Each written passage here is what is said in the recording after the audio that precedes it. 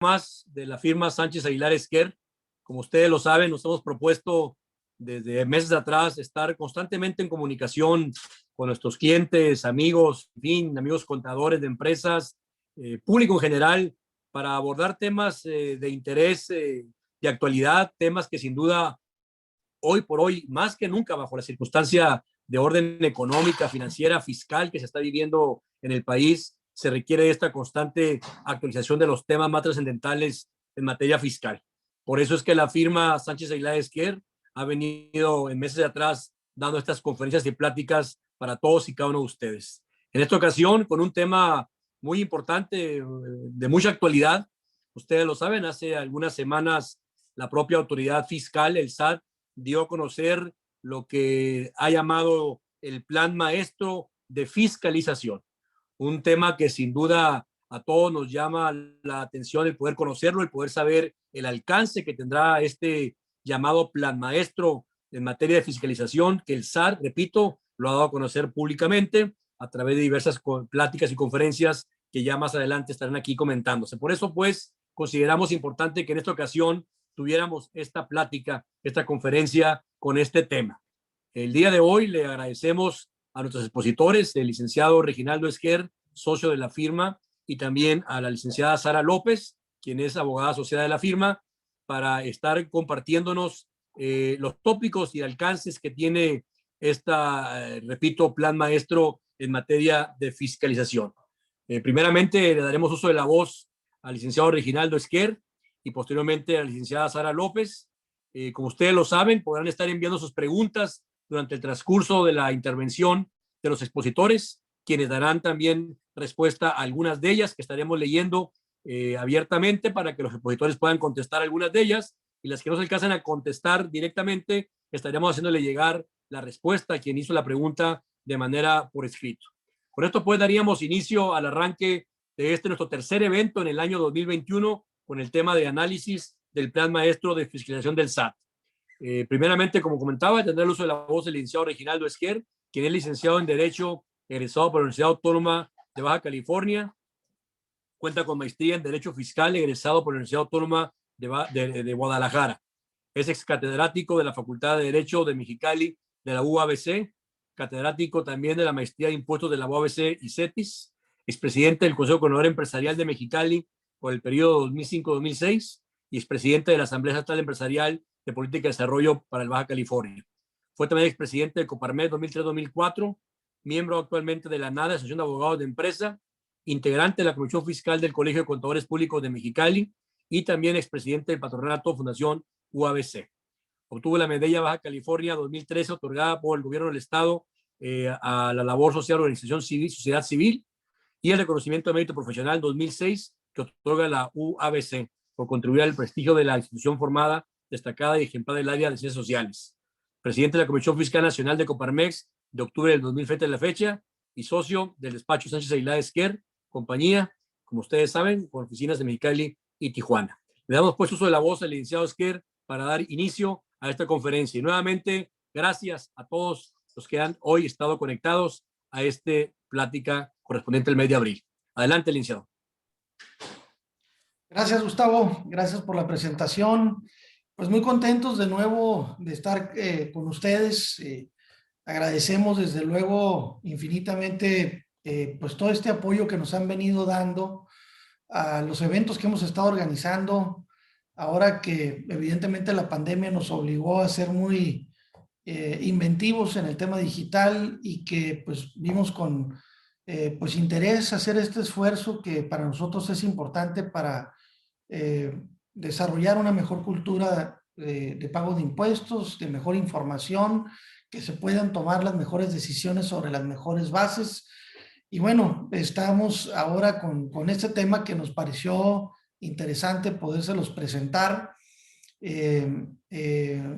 Platicaba cuando en la firma estábamos determinando quiénes podríamos participar en este evento y estoy muy contento de que la licenciada Sara López Ibargüen también me esté acompañando en esta plática, que sé que lo va a hacer muy bien. Es una joven valor, abogada, que le está echando muchas ganas a este tema de la materia fiscal y creo que tiene un futuro próspero en este tema. Bienvenido. Qué bueno, Ana, que me tocó participar contigo en esta plática. Y bueno, comentarles que en términos muy generales a nosotros nos pareció interesante, ya lo comentaba Gustavo, hace poco, menos de un mes, el Servicio de Administración Tributaria presentó de manera pública este plan maestro y creo que muy probablemente pues no todo mundo quizá tuvo acceso a esta información y en qué condiciones o con qué detalle. Y a nosotros nos pareció interesante, importante poder compartir este tema de una manera más ampliada con nuestros clientes, nuestros amigos, y pudiéramos analizar y reflexionar, desmenuzar un poco la información, porque evidentemente pues es un interés general saber a quién va a estar fiscalizando el Servicio de Administración Tributaria en el año 2021. Y desde luego, quizá al mismo tiempo podamos hacer un pequeño recuento de lo que ocurrió en el 2020, porque también resulta un poquito orientador de las maneras, de las formas en las que el SAT ha venido desarrollando sus procedimientos de fiscalización y esto les permita pues tener una idea de quién o qué tipo de contribuyentes podrían ser fiscalizados, ¿no? Bien dicen que cuando ves las barbas de tu vecino cortar, pon las tuyas a remojar. Es muy importante que de alguna manera nos vayamos adelantando eventos que pudieran ser posibles. Y bueno, de ahí deriva un poco pues el interés de dar esta plática y de que ustedes tuvieran un poquito de primera mano, dicho de una manera más analítica, más reflexiva, de una manera más sencilla la presentación de este plan maestro. Y eso nos permita pues tener algunas ideas en lo que no podemos equivocarnos, porque pues el fisco trae identificado como aspectos que podrían generar fiscalización y que podría pues implicar una auditoría, a la postre un crédito fiscal, si no es que finalmente se acepte pagar en autocorrección o en su caso se tenga que litigar. Pero la realidad es de que el conocimiento un poco de esta información nos ayuda mejor a manejar de mejor manera las cosas. Dicho esto, démosle a la siguiente lámina, por favor, porque este es un antecedente que resulta importante de lo que nos marca las pautas de lo que ocurrió el año pasado y lo que se espera para este año 2021. Si tuviéramos que decir quiénes han sido los funcionarios más eficientes del gobierno federal, definitivamente tendríamos que apuntar en ese nivel al SAT, porque muy lejos de lo que se hubiera podido haber pensado por las condiciones del año 2020, ustedes recordarán que el tema de la pandemia revienta más o menos en marzo de 2020 y pues prácticamente todo el resto del año nos estuvo acompañando de una manera muy, muy importante. Y lo que uno hubiera pensado es que hubiera afectado sensiblemente a la recaudación de impuestos. Lo que fue sorpresivo es que se logró una recaudación que es mayor que la que se había generado en el año 2019. Para que tengan una idea exacta, se recaudaron 3.9 mil millones de pesos, que significa un aumento nominal de 137 mil millones y que implica un crecimiento real del 0.8% respecto de lo que se ha recaudado en el año 2019. Esto les digo sorpresivamente para todos, nadie nos hubiéramos imaginado ni remotamente que hubiera pasado una circunstancia de este tipo, porque era obvio que se iba a ver afectado por el tema de la situación de la pandemia. Yo creo que los fondos, vamos a decir, los ahorros que algunas empresas habían generado, les permitió por reducirse significativamente, generar algunos ahorros que les permitieron en algunos casos seguir manteniendo alguna condición para algunas de las empresas, porque finalmente, como les digo, finalmente hubo una recaudación mayor. No debemos de dejar de olvidar que ciertamente algunos giros, algunos tipos de actividades siguieron teniendo por encima de las utilidades tradicionales, tuvieron ingresos superiores y utilidades superiores en el año 2020. Por ejemplo, si nos referimos al sector salud, desde luego, aun y cuando tuvieron algunos inconvenientes al principio del año, la realidad es de que la gran mayoría de las empresas dedicadas, por ejemplo, laboratorios, hospitales, clínicas, lugares donde se hacen radiodiagnósticos, etcétera, que se relacionan pues con el tema de salud, crecieron en la mayoría de los casos de manera importante. Por otro lado, tenemos el sector alimentario, que desde luego también creció significativamente, particularmente el sector primario.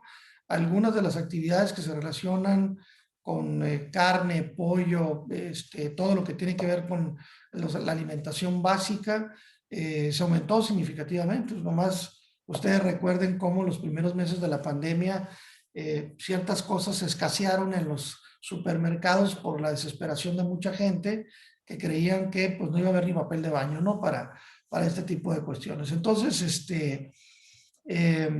esta fue una sorpresa importante, pero la sorpresa ahora, pues basada en esta información de antecedente, es que para el año 2021 se espera el SAT todavía crecer más en relación con el año pasado, hasta 150,000 millones de pesos más, porque se planea hacer además de lo que se hizo en el 2019, que la idea es repetirlo, y ya platicaremos más detalles de este tema, también se planea fortalecer la parte de la inspección fiscal en aduanas y comercio exterior, lo que desde luego implica que va a existir una presión importante o una fiscalización importante, vigilancia importante en todo lo que tiene que ver con comercio exterior y aduanas. Esos son los antecedentes bajo los cuales tomamos la decisión de organizar esta plática. Además, debo decirles que quienes estuvieron en la anterior plática que dimos, hicimos una pequeña encuesta para preguntarles en qué temas les interesaría tuviéramos más pláticas, y la número uno por mucho fue el tema de fiscalización. Es decir, que lo que más le preocupa a una empresa en este momento es las auditorías, las revisiones. ¿Por qué? Puede ser que porque a lo mejor tengan algunos impuestos omitidos, en algunos casos no deliberadamente, sino porque la situación económica los obliga para subsistir a eso.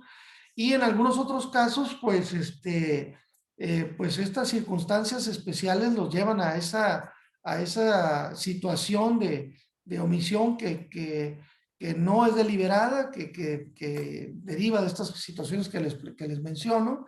Y entonces, bueno, tendremos que seguirnos abocando a los temas que ustedes nos indiquen, y estaremos muy contentos de seguir trabajando en ese mismo camino.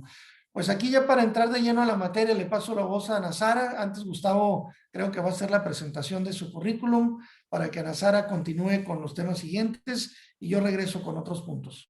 Gracias. Gustavo, no sé si estés ahí. Bueno, creo que Gustavo... Ana Sara, yo creo que le vas a tener que continuar, y ahorita Claro.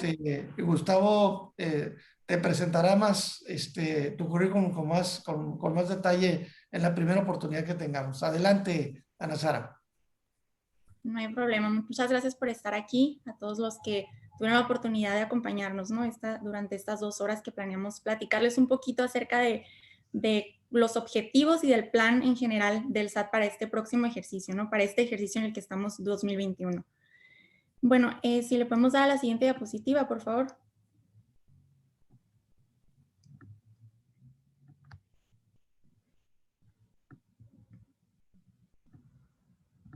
Muy bien. Bueno, antes de empezar ahora sí que a profundizar en estos temas, vamos a ver de qué vamos a hablar, de qué me va a tocar hablar con ustedes. Primeramente vamos a analizar el texto tal cual el SAT lo dio a conocer en su documento, ¿no? En lo que es el famoso Plan Maestro de Operación. Vamos a analizar qué fue lo que nos dio a conocer, le dio a conocer a las empresas el SAT. Y más adelante, específicamente también incluyeron una serie de acciones con las que piensan llevar a cabo y cumplir con este objetivo. Posteriormente vamos a profundizar en cada uno de estas acciones que el SAT plasma en su plan y vamos a tocar estos temas teniendo como base, como eje fundamental, la famosa fiscalización estratégica, ¿no? Y vamos a ver de qué se trata esta fiscalización estratégica, qué herramientas incluye y cuáles son las acciones que hemos estado viendo día con día a los miles de contribuyentes y qué es lo que se recomienda, ¿no? Primeramente, pues dentro de los objetivos, ¿no? Tal cual como les platicaba, lo dieron a conocer, es incrementar la recaudación en los grandes contribuyentes a través de la mejora en el proceso de fiscalización en un marco de legalidad y seguridad jurídica para el contribuyente. Como lo comentaba el licenciado Esquer hace rato, fue sorpresivo para todos que el hecho de que a pesar del año que nos tocó vivir en 2020, pues la recaudación, el índice de recaudación se disparó, ¿no? Creció, como ya lo comentó el licenciado, en los porcentajes, un porcentaje 0.8% de lo recaudado en 2019. ¿Cuál fue la estrategia por la que optó el SAT? ¿A cuál estrategia le apostó el SAT? Pues a irse con los grandes contribuyentes. ¿Qué fue lo que lo motivó? Que los grandes contribuyentes implican un mucho menor esfuerzo y grandes cantidades. En este caso, por ejemplo, se obtuvieron 216 mil millones de pesos de grandes contribuyentes el año pasado. Entonces, parece, pues evidentemente el SAT se dio cuenta de que hay una oportunidad increíble de ahí, que fue lo que propició que en 2020 creciera este índice recaudatorio y pues se va a seguir, ahora sí que en este ejercicio también, como sector principal a los grandes contribuyentes. Obviamente no se va a dejar de lado a los demás contribuyentes, pero sí van a ser los protagonistas, por así decirlo, de este nuevo ejercicio también. Si me puedes apoyar con la siguiente, por favor.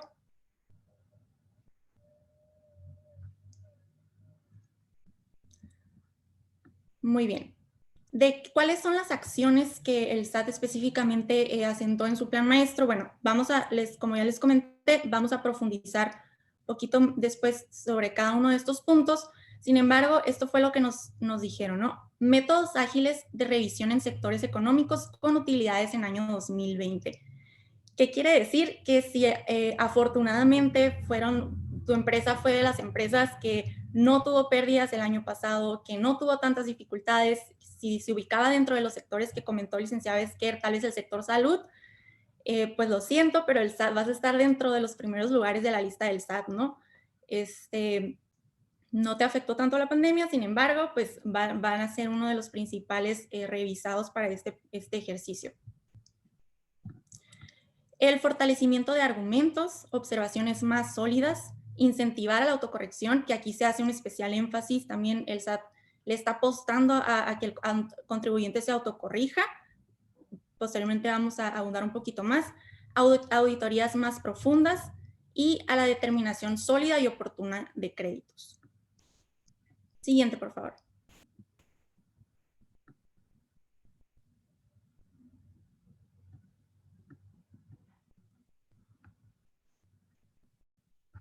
Muy bien, como les comentaba, ahora sí profundizando con estas acciones que el SAT tiene pensado implementar para cumplir con su mayor recaudación esperada para este ejercicio, ¿cuáles son específicamente las acciones encaminadas a cumplir este objetivo, ¿no?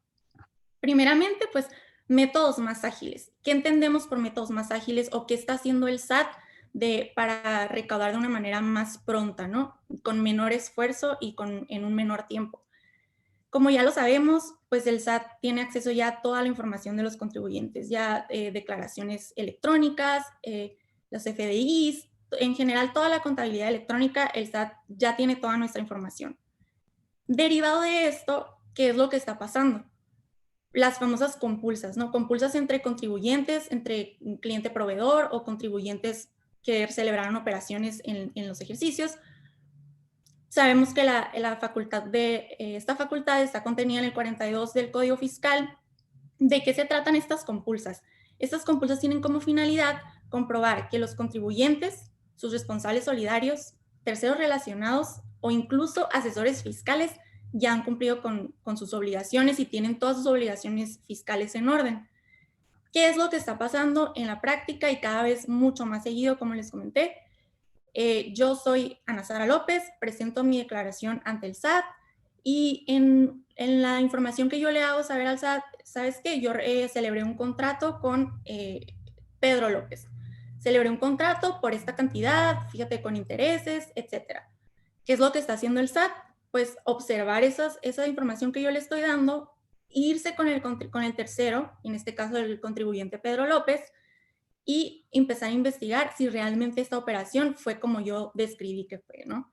Entonces, hemos visto que no le pregunta directamente tal como yo lo declaré, o sea, tal como el contribuyente original, por así decirlo, lo declara. Sin embargo, indaga derivado de la información que yo proporcioné y pues de ahí, a partir de ahí, va a haber, dependiendo de la respuesta del tercer contribuyente, si le inician una auditoría a él y qué se le puede observar, ¿no? ¿Cuál otra herramienta es con el cuenta del SAT? Incentivos a la autocorrección. Esto también, pues, me salté una, perdón, rapidez en resolución de recursos de revocación. Bueno, no es novedad que a veces es una batalla presentar cualquier tipo de documentación a través del portal del SAT. En este caso, los recursos de revocación se presentan a través del portal del SAT. No hay manera de que la oficina, si llegara a fallar el sistema, nos reciban el recurso presencial. No hay manera. Hemos a veces tenido que incluso contactar a fedatarios públicos para que den fe de que efectivamente el portal del SAT no está funcionando y a ver si la autoridad nos puede recibir los recursos de manera presencial, de manera física, y no da oportunidad. Efectivamente, después a veces se emiten acuerdos en los que pues, señalan periodos de fechas en los que después se asienta, ¿no? Que efectivamente el portal no estaba funcionando y que se van a considerar como días inhábiles. Aquí la estrategia se supone va a ser, se ha hablado de que los recursos se van a resolver en plazos mucho más cortos. Vamos a ver, se supone van a depurar los recursos que se han interpuesto, vamos a ver si es cierto, ojalá así sea, ojalá funcione y pues veamos un poco más de agilidad y rapidez, ¿no? Que es lo que se pretende. Y por último, otro de los métodos, incentivos a la autocorrección, que como ya les comenté, el SAT está haciendo especial énfasis en la autocorrección. Le está apostando a que el contribuyente se autocorrija. ¿Qué es lo que está pasando? En la práctica, muchos de ustedes ya lo sabrán. Si derivado de una auditoría, de una serie de observaciones, no sé, el SAT observa 10 partidas y yo, contribuyente, le digo, ¿sabes qué? Me voy a autocorregir por estas 4 partidas. Sin embargo, las otras yo considero que estás en un criterio incorrecto, etcétera. ¿Qué es lo que está haciendo el SAT? Incluso está validando las ciertas partidas y con la finalidad de que yo me autocorrija, ellos pueden recaudar, como ya lo hemos dicho, de una manera mucho más rápida y mucho más fácil. Eso por una parte. Ahora, siempre sabemos que podemos optar, podemos solicitar pagos en parcialidades en caso de que yo no tenga la manera de autocorregirme de inmediato y tal vez desembolsar todo lo que implica, ¿no? Pero podemos acudir a los pagos en parcialidades o bien también a los acuerdos conclusivos. Ya sabemos que hubo unos cambios a través de la última reforma fiscal. Ahora tenemos un plazo para solicitar a un acuerdo conclusivo, celebrar un acuerdo conclusivo, que como sabemos es un medio alternativo, ¿no? De solución de controversias que nos permite resolver anticipadamente desacuerdos respecto a obligaciones tributarias. Entonces, el plazo que tenemos son 20 días posteriores a la notificación del acta final.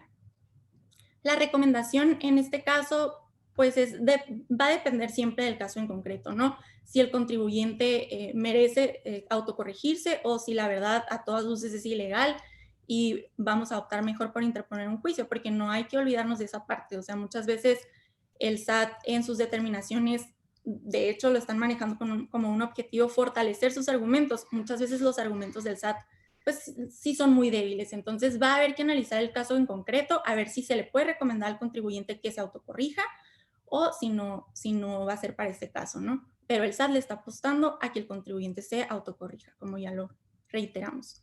Siguiente, por favor.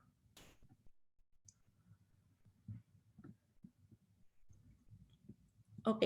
¿Qué otras herramientas está usando el SAT? ¿Qué otras herramientas les está dando mucho uso y se les pretende dar más de acuerdo con este plan, ¿no? Estas herramientas hacen alusión a últimas reformas fiscales. Las más recientes que hemos ido, se supone, son novedosas, por así decirlo. Sin embargo, se vienen con todo y la verdad, sí le están dando cada vez más uso. Lo vemos pues en los contribuyentes, ¿no? Día a día. Se pretende darles más uso a los esquemas reportables, por ejemplo, que sabemos que hace 2 años fue un tema muy sonado, un tema que causó mucha controversia, mucha polémica, como yo, si nada más estoy dando una asesoría, me puedo meter en todo esto que implica, ¿no? Lo de los esquemas reportables, nada más a manera de un recordatorio, pues consiste en hacerle saber a la autoridad, al SAT, en exhibirle el proyecto o la asesoría que yo realicé, la recomendación que yo estoy adoptando en mi empresa, o bien yo como asesora le hice a un contribuyente con la finalidad de realizar actos jurídicos para obtener ciertos beneficios fiscales. Sin embargo, pues ya dejó de ser tema tan controversial después de que, como sabemos, en febrero de 2021 se publica mediante el Diario Oficial de la Federación un acuerdo en el que dicen va a estar topado para contribuyentes que declaren ingresos hasta mayores de 100 millones de pesos y se trate de esquemas personalizados. Entonces ya no tenemos tanto miedo, por así decirlo, ya no hay tanta incertidumbre y ya no se habla de los esquemas reportables como cuando recién surgió la reforma, ¿no? Mediante la cual entraron al Código Fiscal. ¿Qué otras cosas? Embargos precautorios a proveedores o compulsados en auditorías a contribuyentes. Eso también lo vemos cada vez más seguido. Requerimientos adicionales de materialidad que deben de formar parte de la contabilidad, tales como en reestructuras corporativas, aumentos de capital social. ¿Qué está pasando ahora con este tema de materialidad? Pues si yo SAT considero que tu operación no es, lo que tú me exhibiste con tu operación no es suficiente para acreditar la materialidad, pues te voy a estar requiriendo muchas veces documentos con los que los contribuyentes no cuentan o que no estaban acostumbrados a documentar todas estas partes cuando realizaban pues la prestación de algún servicio. Por ejemplo, pues registros contables. Esto sabemos que siempre esperemos todos los contadores cuenten con sus registros contables, estados de cuenta, formas de pago, correos electrónicos, cotizaciones que yo como prestador de servicio celebré con mis clientes, el currículum de las personas que están prestando los servicios, a veces perfiles de plataformas de profesionales como LinkedIn, por ejemplo. También todo esto, la verdad es que sí hace la diferencia y sí conviene ir poco a poco creando la cultura de ir documentando todo, porque el SAT va a estar arriba de las operaciones que celebremos en cuanto a temas de materialidad. Es una buena herramienta. Si el SAT considera que no se acredita, pues ya procederá a irse de una forma más brusca, ya con más detalles, auditorías y determinaciones de créditos, ¿no? Le damos, bueno, también se eliminaron las exenciones de multas. Le damos por favor a la siguiente.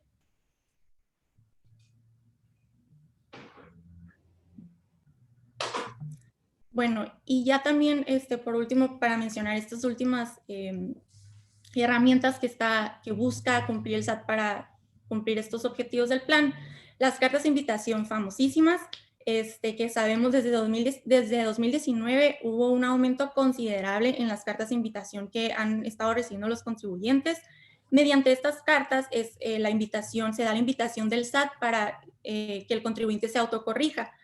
¿Qué sucedió en la pandemia? En la pandemia el SAT le estuvo enviando correos electrónicos a los contribuyentes con la invitación a las videoconferencias por la plataforma Teams, si mal no recuerdo, para que tuvieran esta sesión digital y pudieran tener, pues, el SAT pudiera indicarle las observaciones a través de una videoconferencia, ¿no?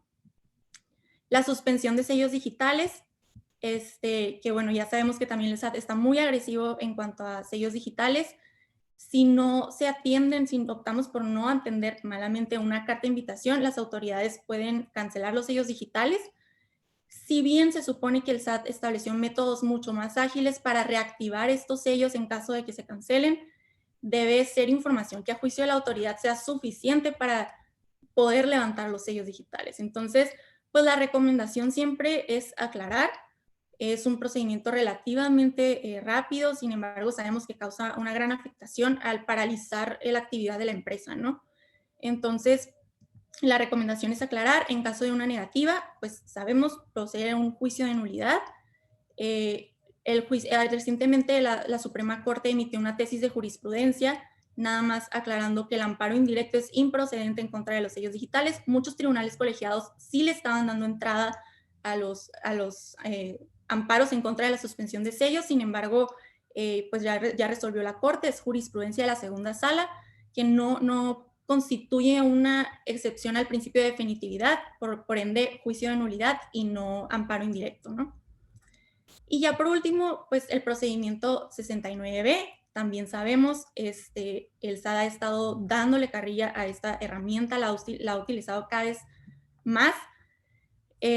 Hace tres semanas, para el 26 de mayo, la lista de EFOS definitivos fueron 10,500. Entonces, si pensamos que solamente un 10% de los EFOS definitivos se autocorrigen, pues ahí ya sería una cantidad considerable, que de hecho tengo entendido que abarca un gran porcentaje de lo que se recauda, ¿no? Viene de esta parte. Y nada más, pues no está en la diapositiva, pero para concluir esta parte de los objetivos, todo lo anterior son herramientas que le han funcionado al SAT, le han funcionado al fisco, se han visto cada vez más seguido y van a continuar. Se planea darles un mucho mayor uso y pues con la finalidad de recaudar, seguir recaudando y cumplir con los objetivos para este año que se espera.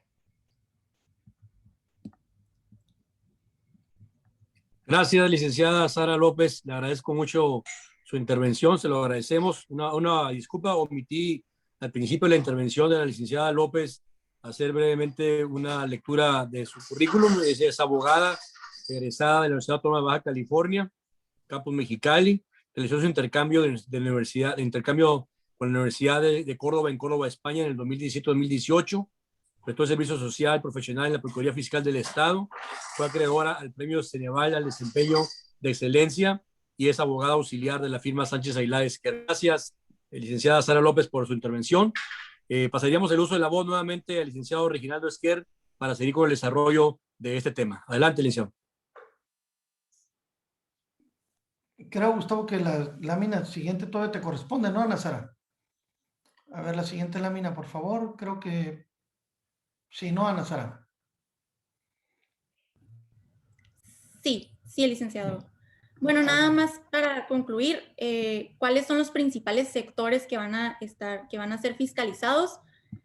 Bebidas y tabaco, el sector financiero, especificando la banca de desarrollo y aseguradoras, el sector de hidrocarburos, especificando también importadores de combustibles y telecomunicaciones. Nada más un breve comentario, no significa esto de ninguna manera que son los únicos sectores en los que el SAT va a tener sus ojos, ¿no? Se van a incluir con los que ya ha estado, que realmente son, pues ahora sí que cualquier sector económico, pero se les va a dar un principal énfasis. Nada más a manera de una breve opinión, creemos que en el sector de bebidas y tabaco y en el sector financiero no implican un gran beneficio para el SAT a manera de recaudación, en virtud de que, por ejemplo, el sector financiero, cuando hablamos de banca de desarrollo, para diferenciarlo de instituciones bancarias, son pues apoyan a ciertos sectores económicos estratégicos del país, por ejemplo, el sector pesquero, ¿no? Entonces, realmente estas instituciones operan por virtud de permisos que les otorga la propia Secretaría de Hacienda, por lo que prácticamente están auditados, como quien dice, 24/7, ¿no? Entonces, realmente son muy cumplidos. No creemos que pueda haber una recaudación considerable de estos dos sectores. Sin embargo, muy probablemente de los otros dos, hidrocarburos y telecomunicaciones, sí puedan representar una cantidad considerable. Pasaríamos ya al siguiente tema.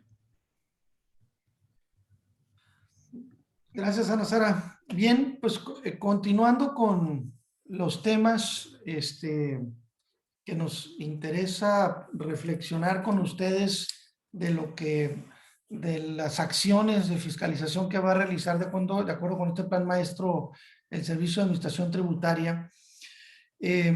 debemos de empezar a diferenciar, nomás recordarles que el SAT en el plan lo que está diciendo es que además de lo que hizo ya en el 2020 que les funcionó, van a agregar algunas acciones específicas para este 2021, pero van a mantener las que habían estado desarrollándose para el año 2020. Debo mencionarles, pues en principio, únicamente pues para recordarles estos temas que fueron ya objeto de énfasis en fiscalización en el año 2020, que particularmente se concentraron en el caso de la deducción de inversiones de manera importante, todas aquellas empresas que tuvieron deducción por inversiones de manera significativa, sobre todo, como ya lo explicaba Ana Sara, particularmente para el caso de los grandes contribuyentes, ¿no? Recuerden también que el SAT tiene pues un problema importante de personal. Ustedes recordarán que poquito habiendo entrado esta administración, hubo un recorte significativo del personal del Servicio de Administración Tributaria, justificado en el hecho de que el desarrollo de toda esta parte informática, toda la parte digital desarrollada por el SAT que implicaría menor uso de personal, pues el Servicio de Administración Tributaria decidió adelgazarse de manera significativa. Y por otro lado, pues el COVID afectó de manera importante las filas de fiscalización de parte del SAT. Hemos sabido que en algunos casos de los periodos de abril a diciembre del año pasado, más de la mitad del personal en muchos de los casos tuvieron problemas de contagio de COVID, lo que desde luego pues disminuye sensiblemente las capacidades de fiscalización de parte del SAT.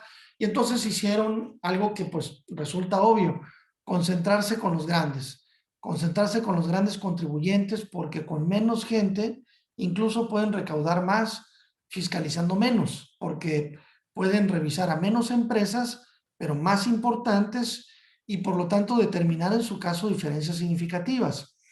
Y desde luego sabemos que se concentraron con grandes contribuyentes. Para todo el mundo fue muy visible pues esas auditorías importantes a grupos importantes empresariales que les determinaron diferencias significativas en pagos de impuestos, en donde incluso pues trascendió en los mismos medios de comunicación, algunos de ellos, vamos a decir así, orientados amablemente con acciones de carácter penal. Bueno, no fueron tan amables, ¿no?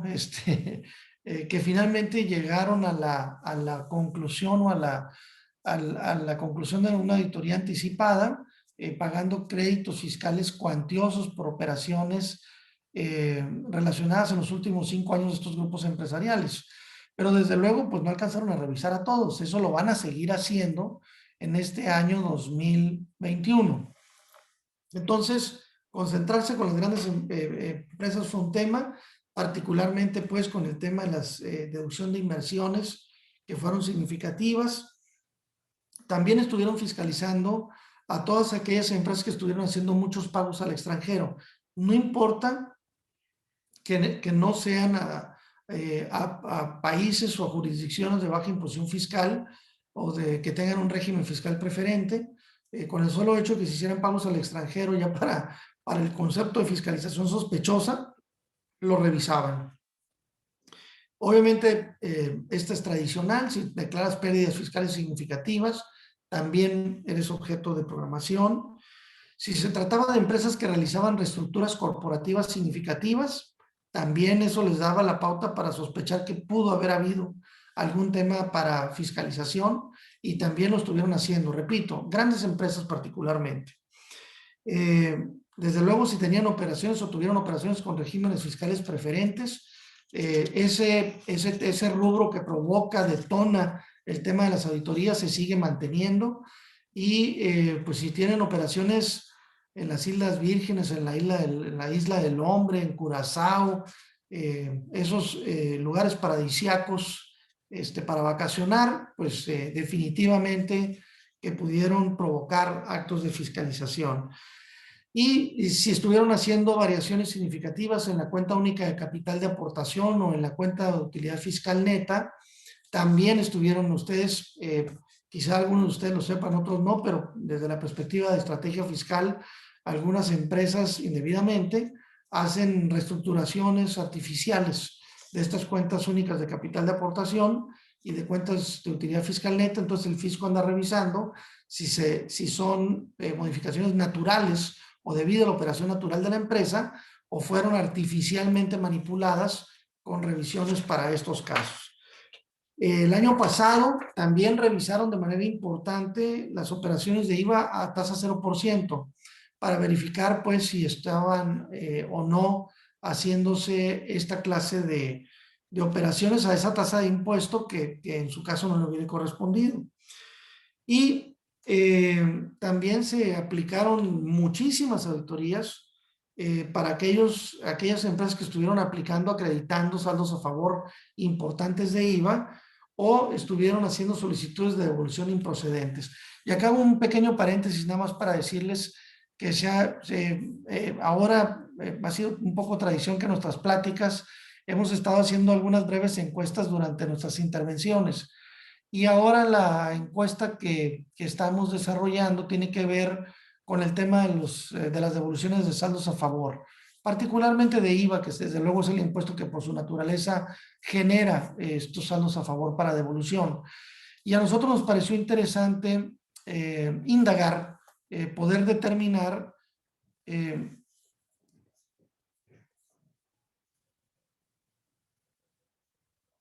perdón, nada más quiero verificar si me están escuchando. Sí, sí se escucha, ¿eh? Ah, sí. Ah, perfecto. Es que tengo Sí, una nota aquí adelante. que... Ok, continúo. Entonces, en esta circunstancia, les decía que hemos estado recibiendo pues con mucha preocupación, mucho retraso de parte del Servicio de Administración Tributaria en el tema de las devoluciones de impuestos. Y entonces nos pareció interesante, para no andar especulando sobre este tema, hacer una encuesta en varios niveles que la vamos a ir presentando durante el desarrollo de la plática para que nos ayuden a determinar si efectivamente esta sensibilidad está fundamentada en circunstancias que a ustedes les ocurren. Por eso es bien importante que nos ayuden a ir respondiendo los reactivos que les estaremos presentando durante la plática. Pero desde luego que el que hagas devoluciones que a juicio de la autoridad sean improcedentes también está detonando fiscalización. Y pues un tema que vamos a platicar con más detalle adelante es el tema de los estímulos, que desde luego los estímulos, me refiero de región frontera, también hay unos en tema de IEPS que también vamos a comentar, pero particularmente el de región frontera norte y ahora incorporado región frontera sur, ¿no? Vamos a platicar un poco de todos. Esos, como les decía, son las áreas en donde se estuvieron concentrando de manera importante o detonando fiscalización en el año 2020. Esas se mantienen, esas van a continuar. Las que aquí vamos a mencionarles son las que se agregan de manera más especial y que pues también tendrán que tomar en cuenta porque si están quizá en esas condiciones puede ser que se provoque. Ahora, seguimos entendiendo que las capacidades del fisco se han venido concentrando particularmente en fiscalización de grandes empresas, pero también desde luego sabemos que una muy buena parte de los actos de fiscalización también se concentran en operaciones que tuvieron empresas con empresas finalmente listadas. Es decir, que si de acuerdo con el 69 algún proveedor aparece como un proveedor enlistado, automáticamente está provocando que ustedes tengan como empresa que hacer una aclaración. Ya tuvimos una plática de este tema, el licenciado Alejandro Zárate platicó de este tema y de cómo podíamos resolver estas diferencias con el SAT, porque en muchas de las ocasiones la empresa no tiene, vamos a decir, no es una situación provocada que algún proveedor suyo pueda finalmente ser incorporado en la lista de las empresas del 69 por algún defecto de esa empresa, pero que sí les prestó el servicio o sí les proveyó de diferente tipo de mercancía, pero finalmente lo enlistaron. Entonces, ese tipo de fiscalización es muy sencilla porque el SAT está mandando requerimientos en vía electrónica y simplemente te desconsidera pues una deducción porque pues apareció un proveedor tuyo enlistado. Entonces, ahí es donde ha estado el tema.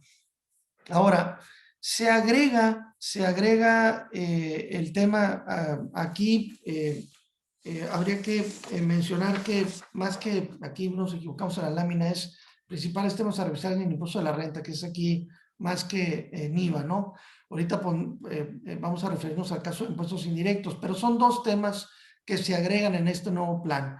Por un lado, se agrega esta circunstancia de la desconsolidación del régimen opcional para grupos de empresas. Ustedes recordarán que las empresas holding, estas empresas cuando las controladas, tienen la característica de que las diferentes empresas que son controladas, pues algunas pueden generar utilidades y otras pérdidas que al final se concentran todas en la operación de la empresa controladora, y pueden mezclar esas utilidades o pérdidas y demás. Lo que ocurre en la práctica es que se trata en realidad de un tema de diferimiento, porque finalmente si yo le aplico la pérdida de una empresa a otra que tuvo utilidades, con el tiempo y eventualmente se van a generar utilidades en esa empresa y van a tener que pagar impuestos, o sea, es un diferimiento.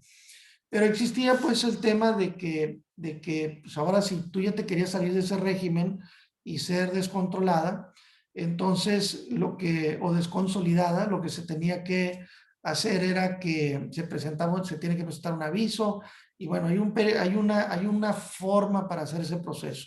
Aparentemente el SAT encontró que algunas empresas estaban desincorporándose, desconsolidándose de estos esquemas, sin pagar la utilidad que tenían diferida. Entonces, aparentemente van a revisar a estas empresas que estén haciendo esos procesos. El tema de repatriación de capitales es interesante, es preocupante para algunos casos porque ustedes recordarán que en el régimen durante el periodo de la administración de Enrique Peña Nieto, se estableció un decreto de repatriación de capitales, se logró que se vinieran muchos capitales que estaban en el extranjero, pero la realidad es de que muchas empresas desentendieron de manera correcta o particulares cómo funcionaba el decreto de repatriación de capitales, porque no es lo mismo que tú tengas dinero que no pagó impuestos en Estados Unidos y aparte no declares el impuesto de la renta que te genera en tu beneficio como contribuyente mexicano, el interés que te genera tu inversión en el extranjero, que desde luego por ser extranjero no te retienen el impuesto de la renta en los bancos extranjeros y que tienes que tú declarar como mexicano acá en México. Y pasaba pues que muchos no declaraban esos intereses, esos gananciales de sus inversiones en Estados Unidos, y entonces de lo que se trataba es que esos intereses, pues pagando impuestos, se regularizaran. Pero mucha gente utilizó la repatriación de capitales para traerse el total de la inversión que quizá no era transparente, no había pagado impuestos, y yo creo que si revisan eso con cuidado, sí van a encontrar el problema de muchas empresas o personas físicas que repatriaron capitales que no les aplicaba porque exclusivamente era para el caso de los intereses que se generaban. Pero bueno, va a haber posiblemente revisiones de este tipo para ver si lo hicieron en los términos que el decreto lo permitía. Adelante, por favor.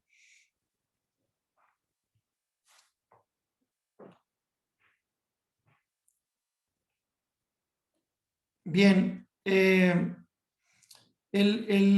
tema del caso de los impuestos indirectos, ya les mencionaba el caso del IVA, ¿no? Les mencionaba este tema de las revisiones que se estaban haciendo a las empresas o a las operaciones que tenían tasa cero de IVA.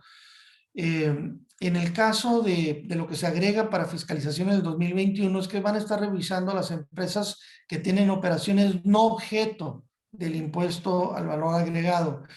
Y básicamente porque, como ustedes saben, hay ocasiones en que algunas empresas en operaciones que no son objeto las ponen a tasa 0%, y lo que ocurre es que pretenden que con eso el 100% del IVA sea acreditable, porque cuando las operaciones no son objeto del IVA, lo que pasa es que pues todos los gastos relacionados con esas operaciones no son acreditables y por lo tanto no se podría pedir el saldo a favor de IVA. Entonces, nosotros creemos que va a haber una concentración importante para estar verificando aquellos que estaban verificando en tasa cero, pero que en realidad eran operaciones que debieron haber sido consideradas no objeto del impuesto. Y en el caso del IEPS, pues traemos ahí estímulos importantes que ustedes saben existen en la ley de ingresos, particularmente para el sector automotriz, todo lo que tiene que ver con consumos de gasolina perdón, autotransporte, perdón, y también para que tiene que ver con también el marítimo, todo lo que tiene que ver con consumo de gasolina y diésel, que hay cantidades importantes que se generan de estímulo para acreditable contra impuesto sobre la renta, y que pues el fisco está queriendo verificar el buen uso de esos estímulos, que desde luego están en ley, pero que de alguna manera están sospechando que se han estado utilizando de manera indebida. Entonces, es posible que vaya a haber algunas auditorías relacionadas con este tema. Por otro lado, siguiente, por favor. Pues les decía el tema de la región fronteriza, ¿no? En el tema de región, estímulos de frontera norte y sur, acuérdense que el estímulo de frontera norte empieza con esta administración federal en el año 2019 y 2020. Los que estamos acá en el norte, en teoría se nos había dicho pues de que iba a estar todo la administración federal, pero el decreto únicamente lo preveía por 2 años.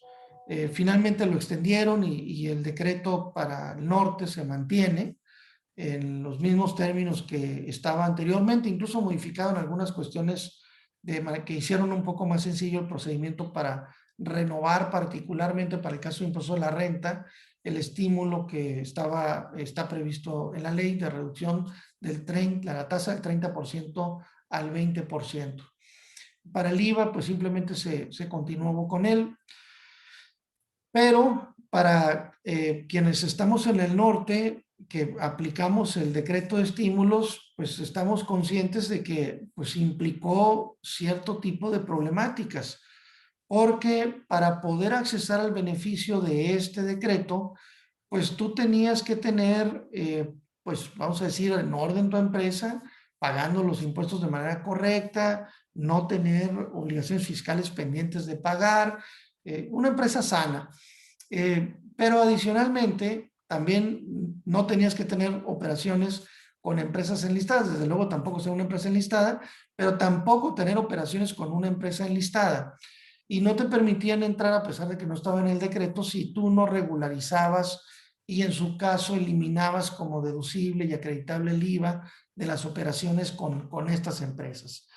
Entonces, el punto es que finalmente el decreto tiene escondido, por eso es un poco el dibujo del lobo pintado, cubierto con este disfraz de oveja blanca, porque en realidad el decreto tiene ese, vamos a decir, sí beneficio, pero al mismo tiempo un deseo oscuro de fiscalización, porque el que se porta mal automáticamente pues entra en un proceso medio complicado de fiscalización que puede implicar diferencias significativas en caso de que lo entren. Bueno, ahora entra el sur, en la frontera sur de México, que se extienden los beneficios ahora del norte hacia la frontera sur de México.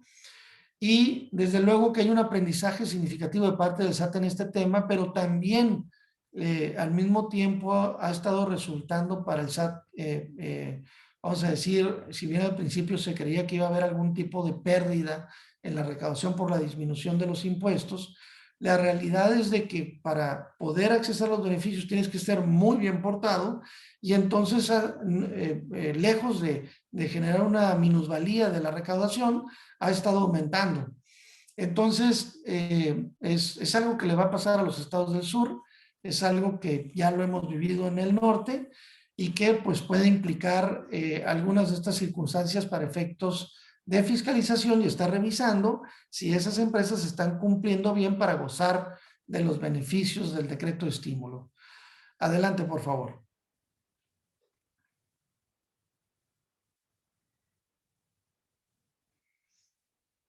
Y bueno, también comentarles que se han estado optimizando la legislación fiscal Ustedes saben lo que ya Sara platicaba, todo esto que ha venido ocurriendo con los embargos precautorios, cancelación de los CFDIs, de los sellos digitales que no te permiten emitir comprobantes en el caso de que no estés al corriente en tus operaciones, que no tengas deudas fiscales y demás, que estés localizado.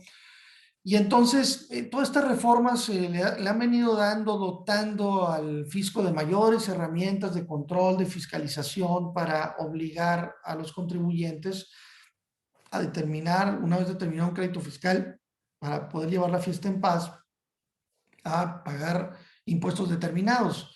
Los litigios se siguen manteniendo, hay empresas que siguen promoviendo sus defensas cuando consideran que el criterio de la autoridad fiscal no es correcto y deciden defenderse ante un tribunal como es legítimamente posible para una empresa ante el caso de alguna diferencia con las autoridades fiscales, ¿no? Pero bueno, uno de los temas importantes en donde se ha venido concentrando el fisco es en el caso de las, vamos a decir, reformas que permiten modificar los márgenes de utilidad de acuerdo con el giro o actividad de las empresas. Ustedes ya saben que en el impuesto de la renta hay una serie de utilidades estimadas de acuerdo con el giro que se están, desde luego, tratando de perfeccionar en la legislación para que le sea más fácil al fisco determinar esos márgenes de utilidad por giro, dependiendo pues del estándar para el giro. De manera que si tú te dedicas a vender hamburguesas, todos los que vendan hamburguesas tengan márgenes de utilidad perfectamente razonables en función del giro, ¿no? Lo que también implicará para algunos casos deducciones razonables para la operación y pues tasas que tengan que ver con intereses o que tengan que ver con estos márgenes a los que nos referimos. El tema de razón de negocios ya es una reforma que, como ustedes saben, pues nace en el 19 para el 2020.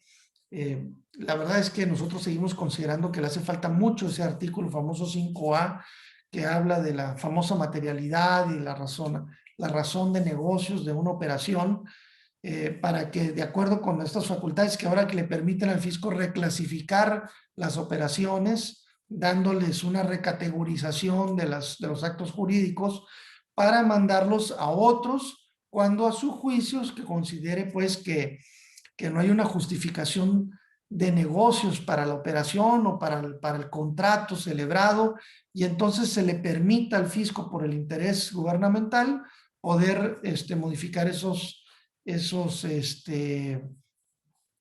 vamos a decir, esos actos de autoridad, esas operaciones del contribuyente para poder determinar diferencias de impuestos.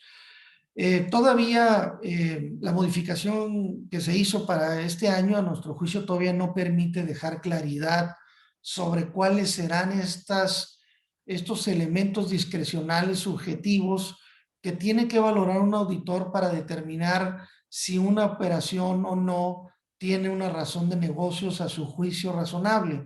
El punto es que no muchas de las veces un auditor podría tener la capacidad para determinar, vamos a decir, un aspecto de carácter de negocios o de mercadotecnia o de promoción de negocios, porque no es su área, son auditores que se dedican al tema de determinación y cálculo de diferencias de impuestos y demás. Ellos, pues, desde luego no están obligados a ser expertos de negocios y no podrían a lo mejor entender por qué se tomó la decisión en una empresa en relación a lo que se resulta necesario, a lo mejor para una inversión en plataformas digitales o en aspectos de promoción de negocios. A lo mejor no lo ven bien o no lo ven razonable, y entonces este margen de subjetividad a nuestro juicio todavía no queda muy claro en el tema de reforma, pero ahí está, es un tema que le dará una herramienta mejor a la autoridad fiscal. Por otro lado, tenemos el caso de los esquemas reportables, que desde luego, ustedes saben, es un tema que también se incorpora por esta administración federal para el 2020.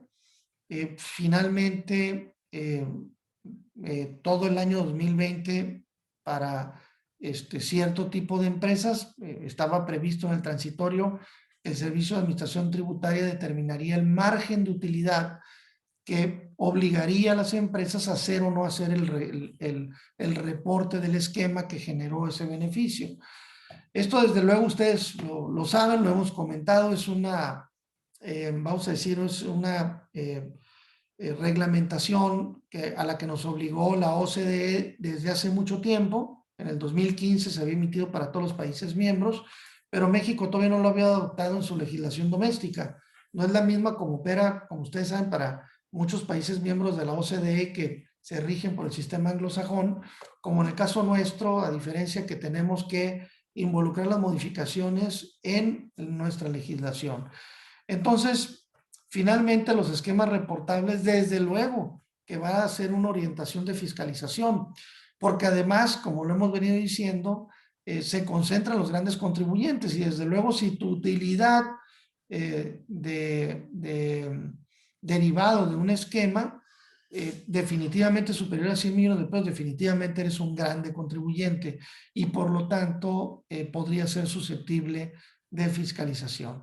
Entonces, quienes ya hicieron sus esquemas reportables porque hubieran rebasado ese monto de beneficio por el esquema propuesto, que no significa que sea malo, ¿sí? Si la ley me permite obtener esos beneficios, definitivamente que no tienen ningún problema con que lo reporten, que es el caso de muchos supuestos hasta previstos en la propia ley de manera explícita, ¿no? Luego, como ustedes saben, también el fisco desde hace mucho tiempo está preocupado por este tema de que se pudieran generar préstamos entre partes relacionadas y que el interés que se estuviera cobrando vamos a decir, en una empresa que generó pérdidas, que esté prestando dinero a la empresa que está generando utilidades y le esté cobrando un interés significativo. El fisco legisló para mantener este famoso tope hasta los 20 millones y estableció esta fórmula para determinar en qué proporción después podría ser. Muchas empresas promovieron amparo contra esta disposición.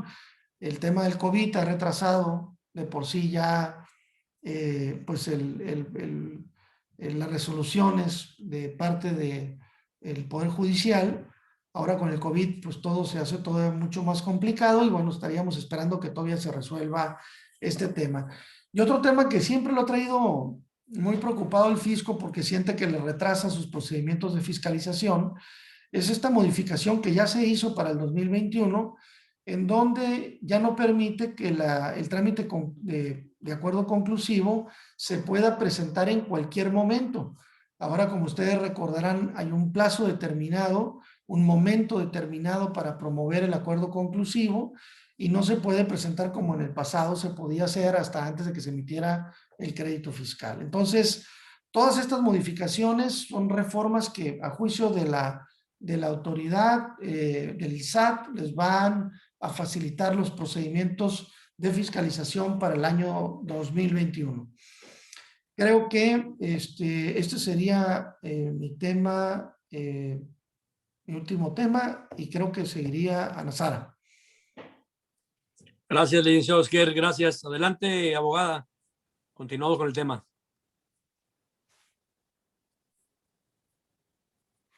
Adelante, Sara. Listo. Adelante.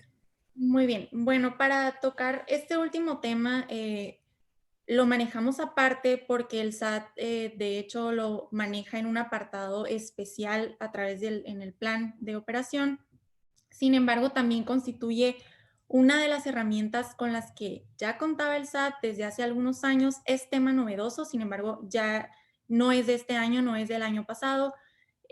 Ahora lo hace saber en el plan que va a darle un mayor impulso, le van a dar un mayor enfoque a hacer uso de estas herramientas consistentes en intercambiar información internacional, ¿no? Entre distintos países. Se les va a dar un mayor uso. Esto es importante para las grandes empresas multinacionales y pues hay que observar si estás en el supuesto de cumplir con alguna de estas obligaciones y pues ahora sí que tener todo en orden, ¿no? Le damos a la siguiente, por favor.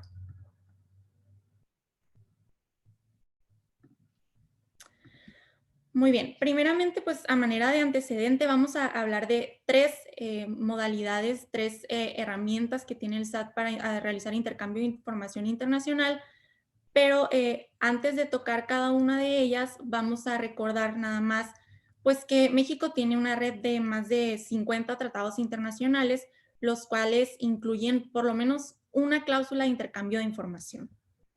Entonces, con estos elementos, el SAT tiene acceso a la información del contribuyente, no nada más en territorio mexicano, sino también en otros países. ¿Cuáles son los tres modelos de intercambio? Pues son esos que vemos en pantalla, a solicitud, espontánea y automática. ¿En qué consiste cada una? El modelo de intercambio a solicitud se da cuando una autoridad fiscal de otro país le pide a autoridad fiscal de distinto país información específica de un contribuyente en concreto. Obviamente esto derivado de la información con la que él ya cuenta, derivado de observaciones que se hubieran realizado o indicios que le permitan saber que lleva operaciones en otros países, se pide de manera específica de determinada persona y de determinada operación incluso, ¿no? El siguiente, espontánea. Una autoridad de otro país le pide a una distinta, le dice, oye, yo creo que esta información de este contribuyente nacional tuyo te puede ser útil. Te la voy a entregar y por mi voluntad, por así convenirlo mediante acuerdos internacionales, te voy a entregar esta información, la puedes utilizar como quien dice, le chismea, ¿no? Coloquialmente dicho. La tercera es el modelo automático. En este caso, las autoridades, sin que medie una solicitud, constantemente están proveyendo de información a la otra autoridad fiscal de otro país y posiblemente, si así se obligaron mediante estos acuerdos internacionales, es recíproco, ¿no? ¿Qué es lo que ha sucedido a través de los años? Hemos transitado desde el primer modelo, desde el modelo a solicitud, hasta actualmente que ya estamos en el automático, en virtud, como ya lo reiteramos, de los acuerdos y tratados internacionales, ¿no? De los que México forma parte. La siguiente, por favor.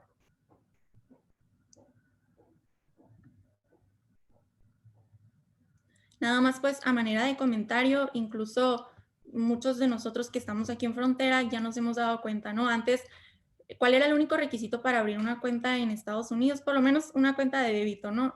Una copia de tu identificación y con eso abrías la cuenta. Ahora ya están pidiendo en los bancos de Estados Unidos el RFC.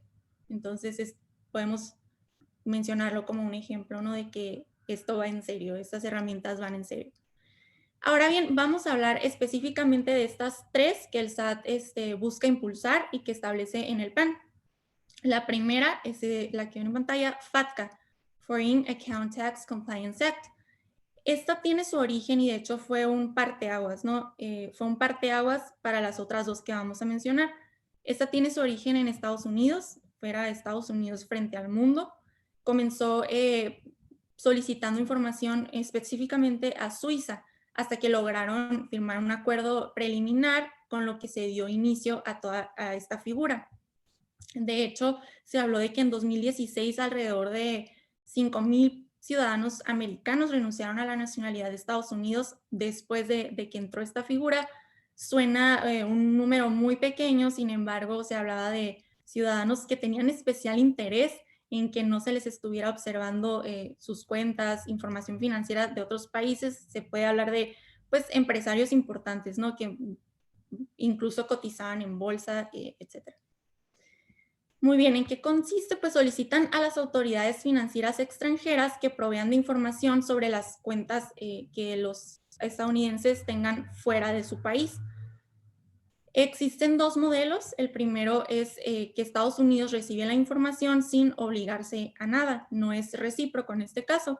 Y el segundo es el que Estados Unidos recibe información, pero se compromete también a entregar a la autoridad del otro país la información respecto de sus nacionales, ¿no? En este caso, México nos encontramos en este segundo supuesto. Tenemos ese acuerdo con Estados Unidos de que nosotros vamos a proveerles de información al IRS, que sabemos que es el SAT, la versión del SAT americana, y ellos también estarán obligados a proporcionarnos información de los mexicanos que tengan cuentas, manejen cuentas en Estados Unidos.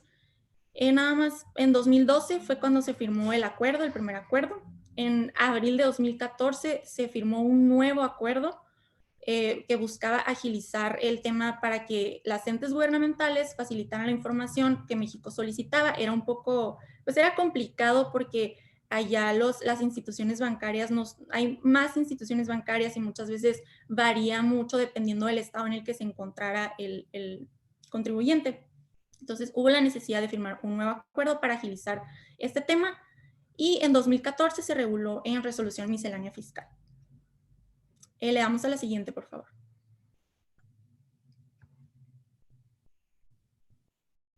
Ok, este es el CRS, Common Reporting Standard.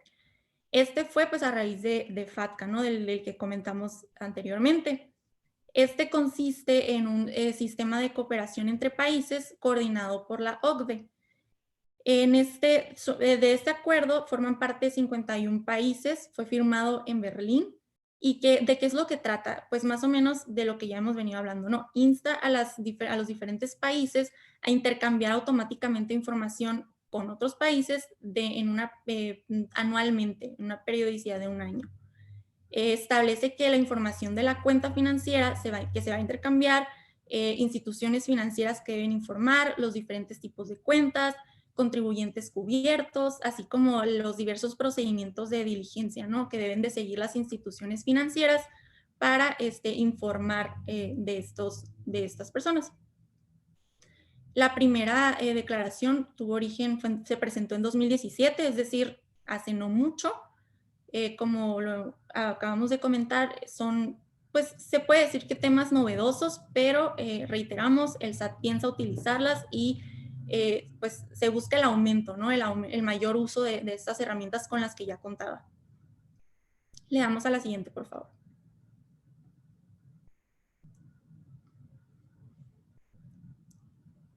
Esta es la última de las herramientas, es CBC, Country by Country Report, que vendría siendo la declaración país por país. Esta está regulada pues, específicamente en la ley de ingresos, perdón, en la ley del impuesto sobre la renta, y esta herramienta está destinada a permitir que las administraciones tributarias lleven a cabo un análisis de riesgo de precios de transferencia de alto nivel para evaluar otros riesgos relacionados con la erosión de bases imponibles y el traslado de beneficios. No me dejarán mentir, y yo como abogada se los digo, pero los contadores creo que coincidimos en que todos los temas de precios de transferencia son un dolor de cabeza, es un tema complejo, es un tema especializado. Sin embargo, pues las empresas multinacionales son las que cuentan con esta obligación de exhibir estudio de precios de transferencia ante el SAT. ¿Qué es lo que ha pasado? Hemos observado que antes el SAT no daba respuesta cuando se exhibía este estudio, no contestaban de manera como lo están haciendo ahora. Ahora se ha visto que ya están molestando un poco más a los contribuyentes, ya están dando respuesta e incluso pues hemos visto procedimientos iniciados en virtud en materia de precios de transferencia. ¿En qué consiste? Pues esta es una plantilla que se presenta ante el SAT. Básicamente es otra declaración, ¿no? Que estaban obligadas estas empresas a presentar. Se les requiere a estas empresas información útil para evaluar los riesgos de sus precios de transferencia. ¿Quiénes son los sujetos obligados? Realmente pues, por algo están en este plan para los grandes contribuyentes, ¿no? Son personas morales con ingresos superiores a 840 millones de pesos, una cantidad muy considerable, y que coticen en bolsa. También personas morales residentes en el extranjero con establecimientos permanentes en el país que celebren operaciones entre partes relacionadas. Estos van a ser los sujetos obligados. De hecho, tengo aquí unos criterios, bueno, no, sí los pusimos en la presentación. 2 criterios, si le podemos dar a la siguiente, por favor.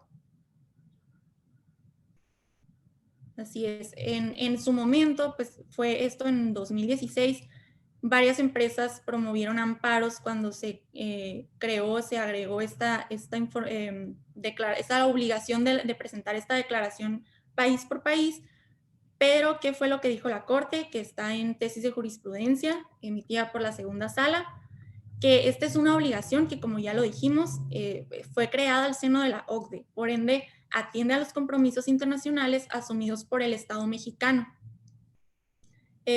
Mediante ciertos planes de los que el Estado forma parte, se firmaron estos acuerdos, específicamente Plan de Acción contra la Erosión de la Base Gravable y el Traslado de Beneficios, y tienen como finalidad pues asegurar que los grupos empresariales tributen en el lugar en el que se realizan las actividades económicas que les producen beneficios y en donde se genera el ingreso respectivo. Entonces, la Corte pues ha sostenido que es una obligación constitucional al derivar de lo que nosotros como país nos hemos obligado a través de los tratados internacionales. Pusimos otro criterio, si le podemos dar a la siguiente, por favor.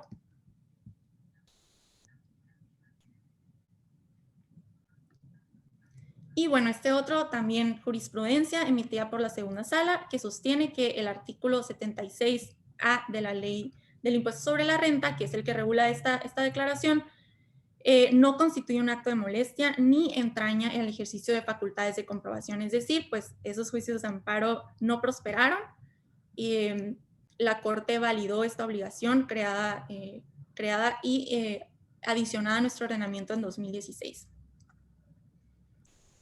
Con eso, pues cerraríamos este tema. Realmente tocamos cada una de estas herramientas de una manera muy general. Son temas un poquito ya más especializados en cuanto a tema de precios de transferencias, de intercambio de información internacional. Sin embargo, pues sí nos gustaría nada más, como firma de abogados, es nuestra obligación decirlo, ¿no? Todos estos objetivos que estuvimos analizando son herramientas que el SAT planea utilizar con un mayor impulso y que ha estado utilizando cada vez más, ya lo repetimos en varias ocasiones.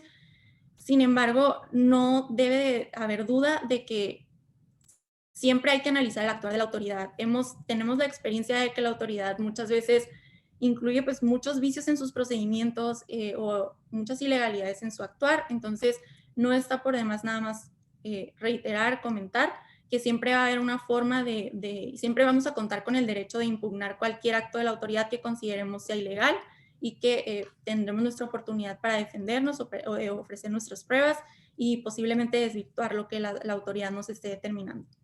Esto sería lo último. Gracias, licenciada Sara. Muy interesante su participación. ¿Habría otra participación, Reginaldo, o entramos a preguntas? Entramos a preguntas, Gustavo. Ya con esto concluiríamos el tema, el espacio de los temas que traíamos y procederíamos a preguntas y respuestas. Bien, han llegado algunas preguntas, ya van diciendo si es para ti o para Sara. La respuesta, la primera que llega es, nos preguntan, ¿qué documentos debe tener para dar materialidad a una operación que en su momento fue legítima y ahora es considerada EFO? Sí, de acuerdo. No sé, Gustavo, si hay otra previa, no sé si la tienes prevista para más adelante, una que te preguntan quién es un grande contribuyente. Sí, también era para el SAT, ¿quiénes son grandes contribuyentes? ¿Quieres arrancar con eso?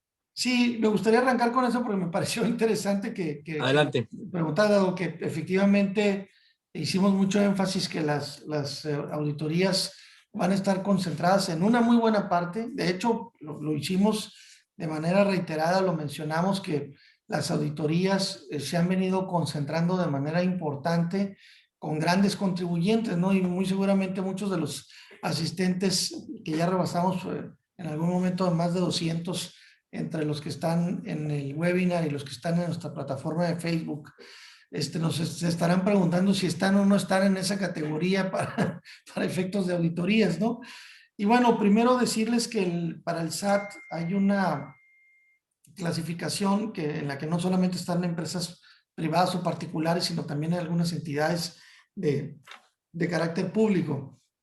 Entonces tenemos, por un lado, que cualquier banco, institución financiera que forme parte del sistema financiero se consideran particularmente para efectos de fiscalización como grandes contribuyentes.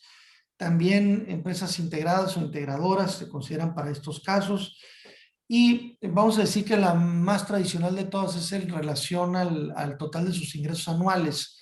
Más o menos ahorita la cantidad histórica que viene registrado en la disposición del SAT son 1,250 millones de pesos anuales de ventas. pero ya la cantidad actualizada, porque recordarán que cualquier cifra expresada en ley sobre bases, sobre cantidades específicas, se actualiza año con año y entonces ahorita poquito arriba de 1,500 millones de pesos se considera ya un grande contribuyente. Por otro lado, si la empresa tiene acciones que cotizan en bolsa, también son sujetas de fiscalización, perdón, son considerados grandes contribuyentes y también sujetos de fiscalización. Empresas productivas del Estado, el IMSS, el ISSSTE, se consideran también de esta parte, residentes en el extranjero, entre otros,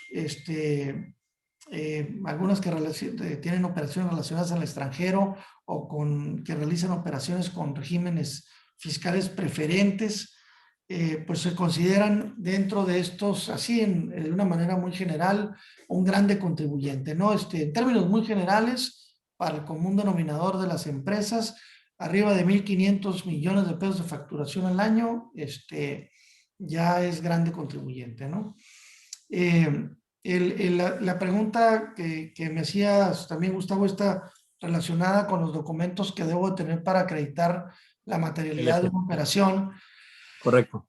Miren, este tema pues es muy importante porque aquí vamos a decir que la materialidad, existe una reglamentación contenida en la ley y alguna que de manera muy subjetiva las autoridades fiscales te solicitan.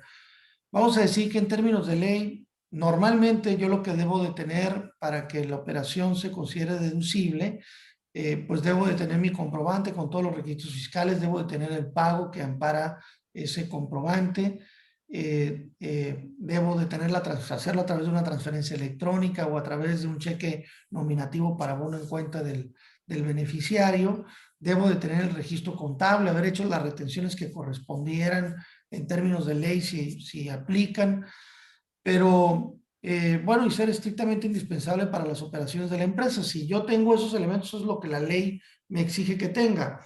Sin embargo, esto ha venido derivando en exigencias adicionales de parte del SAT, no contenidas formalmente en la ley y que a juicio de la autoridad, si no las tienes, no le generan la convicción de que la operación fue real o fue existente.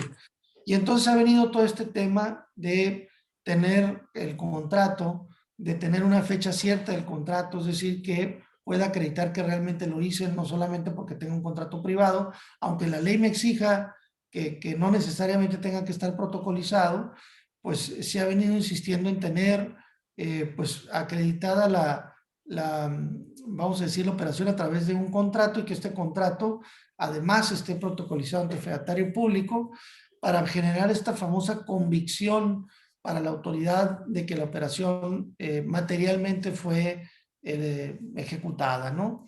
Entonces, vamos a decir que en términos muy generales y por supuesto, y esa es otra parte también muy subjetiva, las constancias del servicio prestado o del bien recibido, que este tema también a veces se torna muy subjetivo porque el fisco puede considerar que lo que tienes para acreditar un servicio prestado no es suficiente, quizá unas constancias fotográficas, quizá un reporte, quizá pues, una carpeta con la información de las operaciones realizadas y que el fisco pueda considerar que ese soporte sea o no suficiente.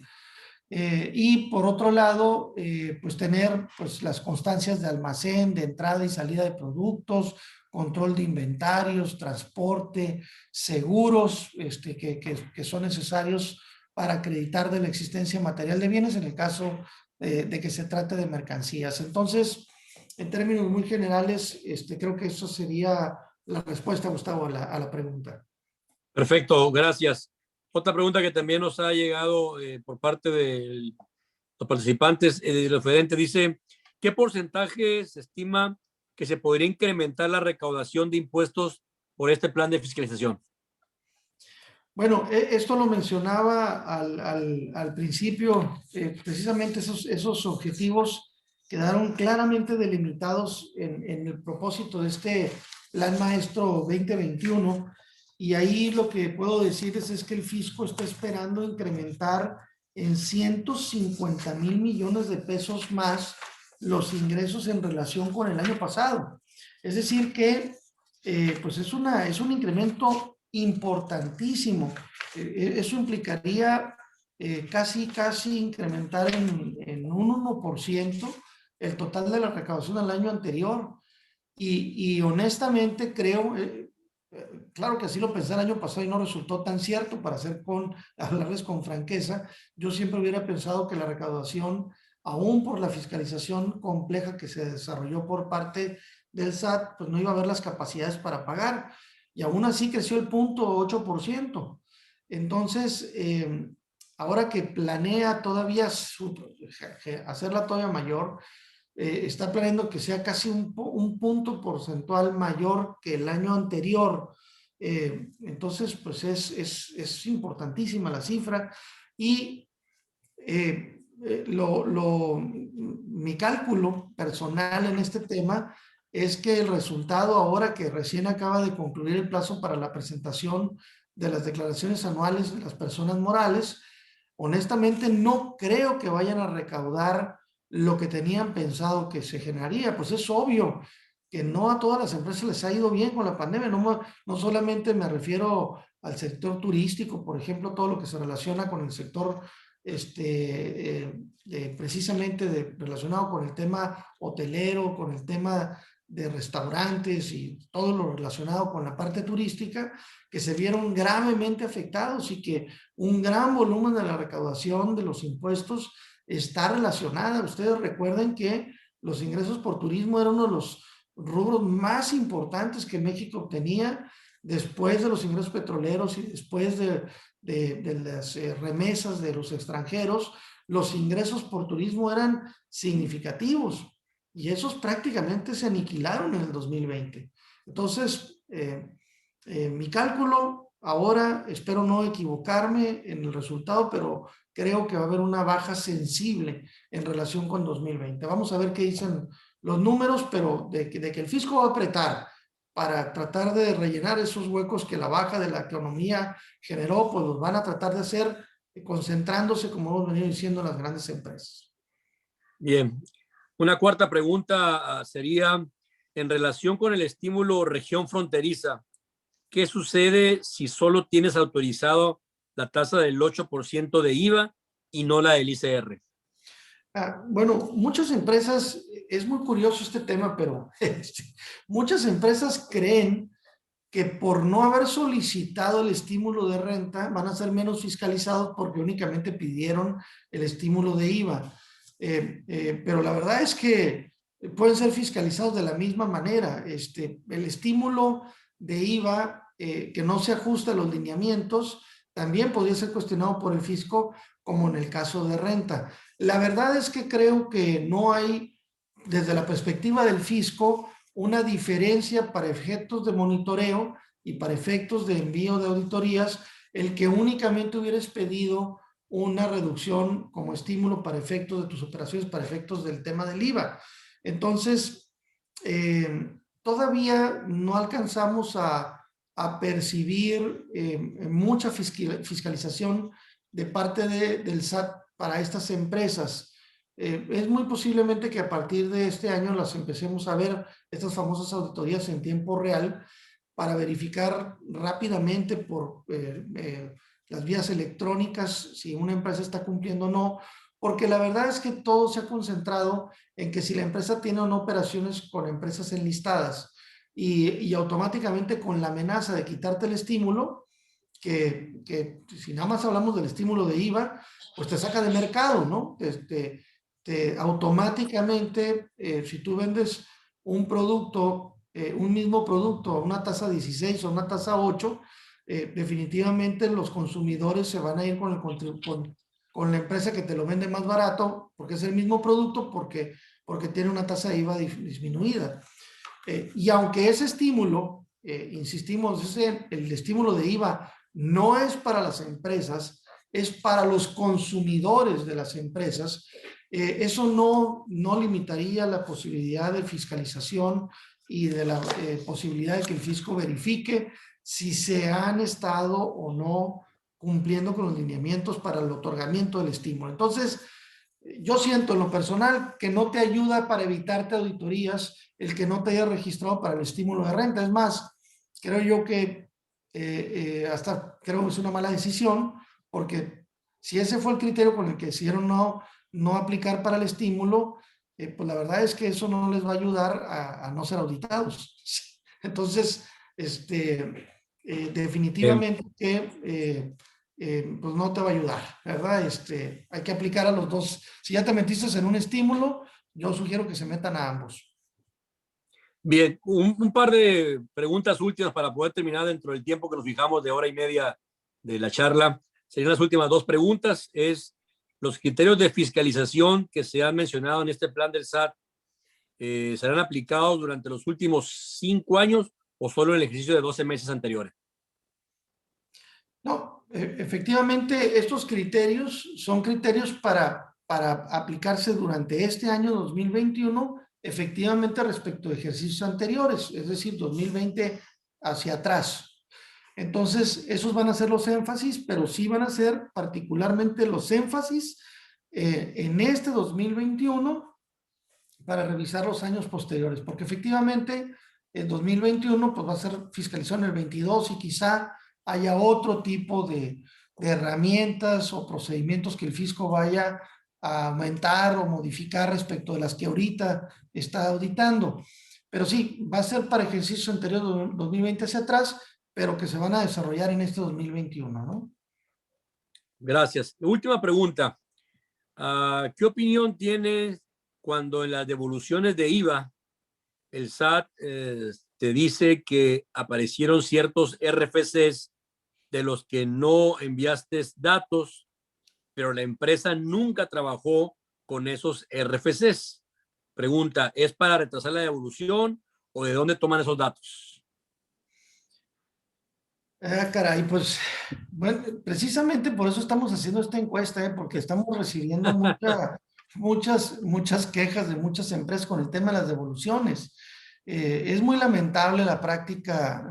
Nosotros hemos venido insistiendo que ustedes recordarán que las empresas tenían dos maneras de recuperar sus saldos a favor. Uno era la compensación y el otro era la solicitud de saldos a favor. Nos eliminan la compensación universal y nos dejan como único camino para recuperar los saldos a favor las solicitudes de devolución. El fisco, la verdad es que apretó de una manera importantísimo el rubro de solicitudes de devolución, provocó que muchas empresas que nunca habían pedido saldos a favor, que aplicaban el procedimiento de compensación, solicitaran saldos a favor por primera vez, lo que implicó que el SAT tuviera que mandar muchas auditorías para verificar si el origen de esos saldos a favor eran correctos, etcétera, ¿no? Y ustedes saben el viacrucis que se ha generado estos 2 últimos años con este tema para las pobres empresas que piden saldos a favor, porque después de que te mandan auditoría complicada, etcétera, pues empiezan a cuentagotas a regresar. Y lo que sabemos que ocurre en la práctica, pues son este tipo de medidas dilatorias como los que aquí comentamos, aspectos como temas de que te rechazan parcialmente las devoluciones, te dicen, pues ahorita te regreso el 80%, te voy a rechazar 20% por X razón,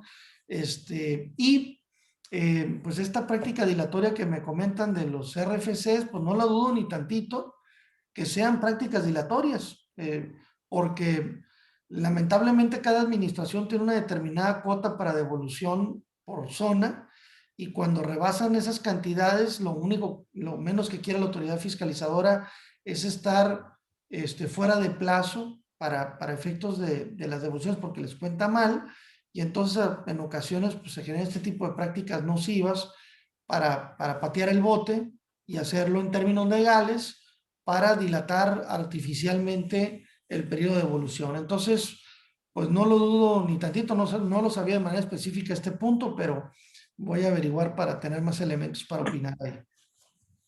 Bien, pues esas son las 5 preguntas que nos hicieron favor de hacernos llegar todos nuestros amigos que hoy estuvieron conectados a esta plática.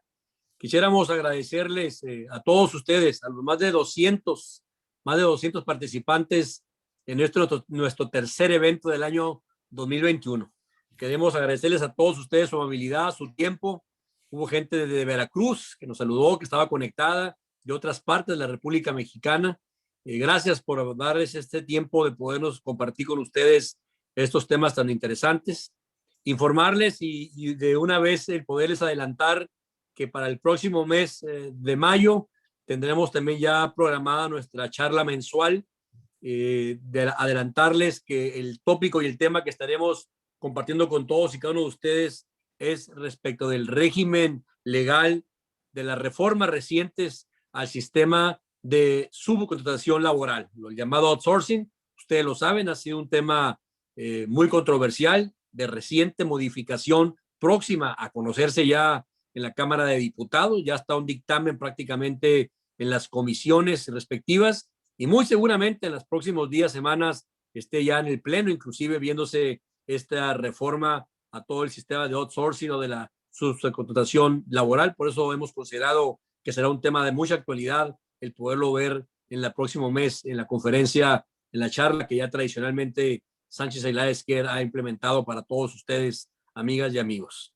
No nos estaría más que agradecerle pues a nuestros expositores, a la licenciada Ana Sara López, gracias, abogada, al licenciado Reginaldo Esquer, gracias, Reginaldo, el de haber tenido esta interesante charla, y nuevamente a todos ustedes, amigos que estuvieron conectados, gracias.